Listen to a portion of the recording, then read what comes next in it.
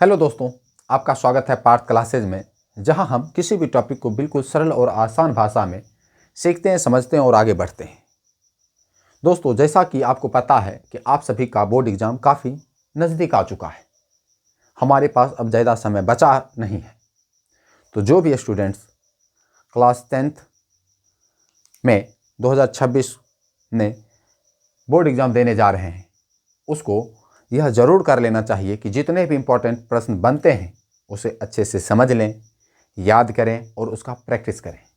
तो हमने आप सभी के लिए क्रैश कोर्स के साथ साथ इम्पोर्टेंट क्वेश्चन का सीरीज देने का प्रयास किया है, जिसमें से आज हम देखेंगे फिजिक्स का इम्पोर्टेंट क्वेश्चन।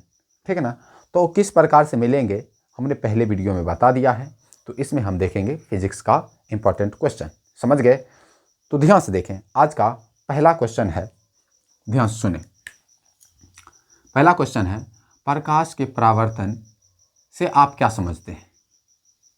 इसके नियमों को लिखें। तो ध्यान से देखें, ये प्रश्न बोर्ड एग्जाम में कई बार पूछा जा चुका है और काफ़ी इम्पोर्टेंट प्रश्न है। तो आप याद रखिएगा, आपको इस प्लेलिस्ट में, जिस प्लेलिस्ट में आप ये वीडियो देख रहे हैं, उस प्लेलिस्ट में आपको केवल और केवल MVVI अर्थात most very very important and board model question आपको देखने के लिए मिलेगा। अर्थात जो प्रश्न काफ़ी इंपॉर्टेंट है वो प्रश्न आपको देखने के लिए मिलेगा।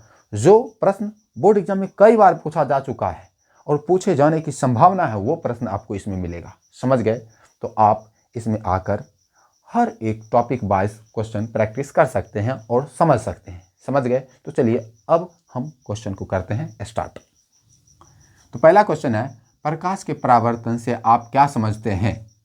इसके नियमों को लिखें। ठीक है ना। तो आंसर देखिए कि जब प्रकाश की किरणें किसी परावर्तक सतह से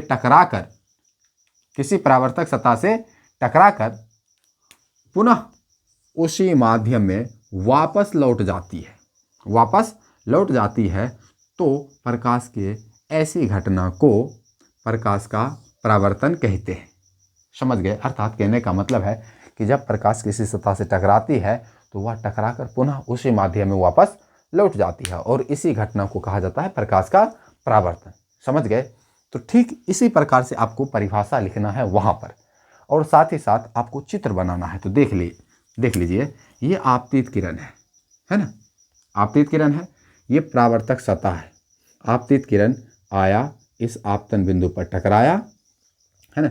टकराकर फिर ये जो किरण वापस इस साइड जा रही है वो क्या है? परावर्तित किरण है ना। और बीच में क्या है? अभिलंब। आपको इस तरह से चित्र बना देना है बोर्ड एग्जाम में। समझ गए?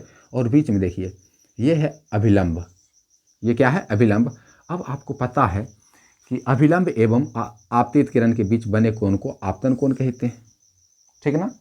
फिर ध्यान से देखें, परावर्तित किरण एवं अभिलंब के बीच बने कोण को परावर्तन कोण कहते हैं। वैसे ये लिखने की जरूरत नहीं है, सिर्फ आपको समझाने के लिए ऐसा कर रहे हैं। ठीक है ना। आप सिर्फ चित्र बना दीजिएगा, बात खत्म। लेकिन अब उसी में ऐड कर देता है कि प्रकाश के परावर्तन के नियमों को लिखें, है ना। प्रकाश के परावर्तन के नियम क्वेश्चन दिया है ना, इसके नियमों को लिखें। तो ध्यान से देखें, तो लिखेंगे प्रकाश के परावर्तन के 2 नियम होते हैं। कितने नियम होते हैं? 2 नियम होते हैं जो निम्नलिखित है। पहला नियम है कि आपतित किरण, परावर्तित किरण एवं आपतन बिंदु पर डाला गया अभिलंब तीनों एक ही तल में होते हैं, अर्थात एक ही बिंदु पर होते हैं। ये आप देख रहे हैं, एक ही बिंदु पर आपतित किरण है, परावर्तित किरण है और अभिलंब। देख लीजिए, ये क्या है? अभिलंब। तीनों एक ही बिंदु पर है ना, आपतन बिंदु पर। ठीक है ना। ये पहला नियम है। दूसरा नियम क्या कहता है कि आपतन कोण एवं परावर्तन कोण आपस में बराबर होते हैं। क्या होते हैं? बराबर होते हैं। तो ये आपको अच्छे से याद रखना है, अर्थात कोण I बराबर कोण R। ठीक है ना। ये भी आपको अच्छे से याद रखना है। ये रहा, समझ गए? आपको इसी प्रकार से क्या करना है? Same to same board exam में लिखना है। ठीक है ना। और हम इसमें बात कर रहे हैं शॉर्ट क्वेश्चन पर, शॉर्ट क्वेश्चंस, है ना, जो 2 नंबर में पूछा जाता है, 2 मार्क्स। ठीक है ना। तो आप इसका स्क्रीनशॉट ले सकते हैं।